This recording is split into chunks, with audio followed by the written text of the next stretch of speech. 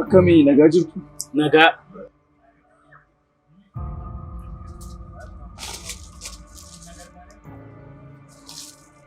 Asaka.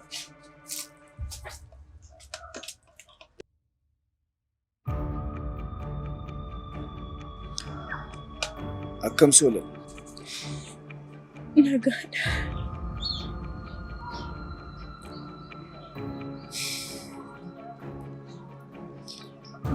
Maali buusire?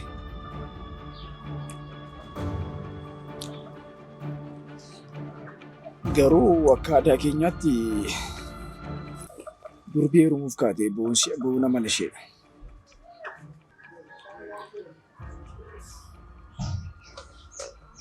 Akkami harmee kee xiqqootti fooyyifne? Omaan jirtu.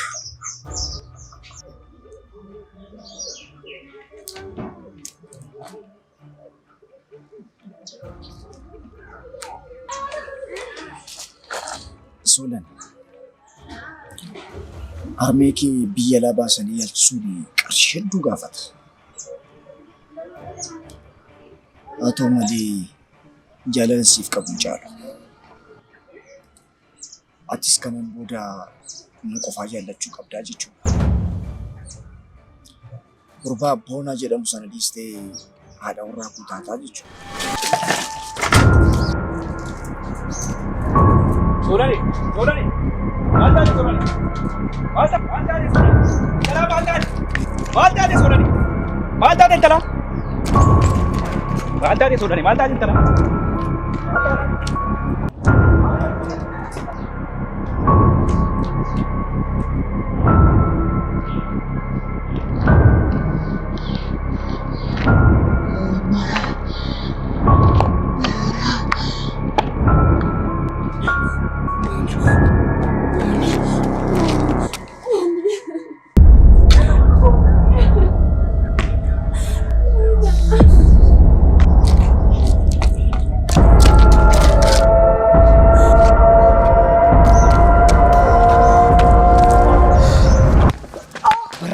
Kee baasu.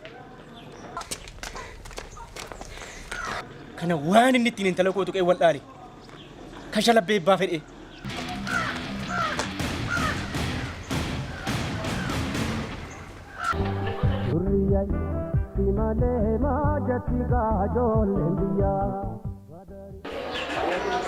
Marartu maaliif ture kan na barbaadde?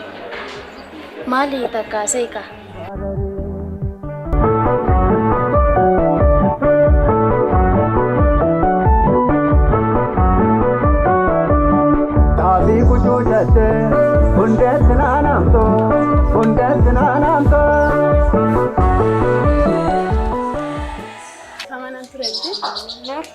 Suuraa kana kuchuu deemee ture. Suuraa boonaa keenaaf laate. Garuu mucaas warmatti suuraa kayyuu qaba. Suurichillee bareeda ture. Xiqqooyyuu madda lacheesse malee.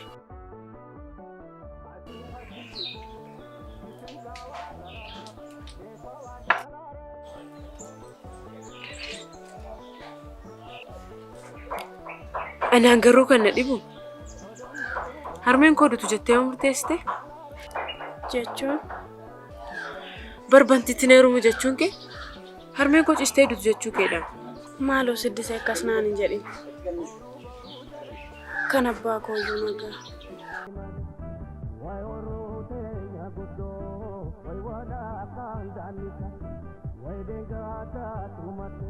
Dhugaan siin jedhaa sammuun kee fayyaa miti.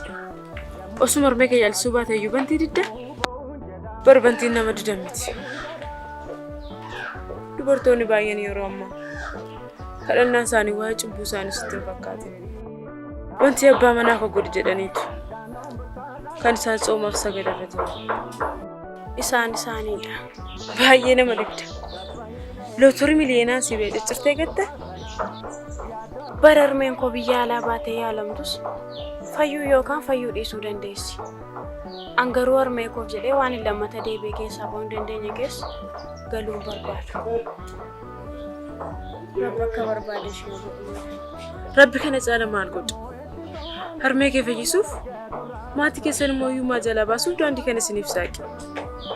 Situ daandii rabbi isinii saaqe cufaa jira malee. Turi rabbi laphee koo saaquu ni danda'amti. Lapheen koo garuu bantiif yoomiyyuu cufamaadha. Silas akkamiin banama? Gurbaa hiyyeessa sanatu furtuu isaa fudhatee jira. Maaloo siddisa hiyyeessa maal naan jedhe. Hiyyeessa ta'uu yoo nan jaalladha. Bantiin olitti laphee koo keessaa iddoo qabatu. Adaadaan koo fayyaadha miti? Isheetus barbaadeeyyu. Waanuma fedheefu osoo ormeen kee duubaatanii natti tola.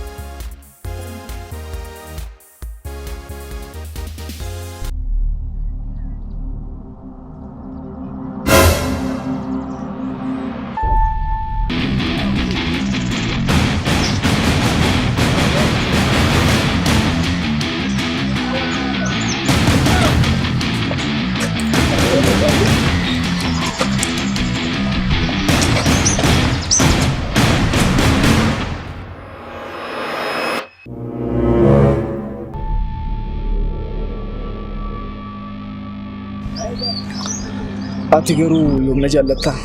Yooma si jaalladha beekta? Gaafati na jibbite. Ani yoomuu si jibbuu hin danda'u. Ati nan jibbitu taanaan anis tasa si jaallachuu hin danda'u. Garuu sirriitti itti yaaddeetta? Sammuu yaaduuf uumame. Ture meeti.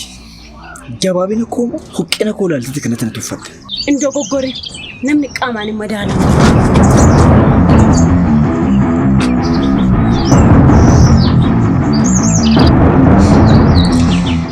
Akka qabeenyaa koof birbirsi na caalaan dheeratu odaan na caalaan furdatu ture. Qabeenyaatu jaalala bituu dadhabee kaa. Waanuma fedheefu garaan kutu. Dhiirri gara kuteessa wayyu. Kanumaa deebiin kee. Kanaaf kana qofadha. Kun isa xumuraati. Anis gaan akeekkachiisa isa xumuraan siif kenna. Hamma har'a galgalaatti qarshiin koo kuma kudha naan deebi'u taanaan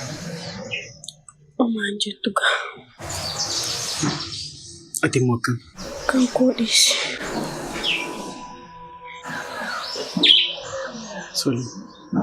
Soli maal taate? Soli maaliif bosa maal taate? Jireenya humnaan natti ulfaatteetti. Abaarsaa fi afaan abbaa koon dadhabe. Innis manaan haaree mana jalaan bule. Mana jalaa?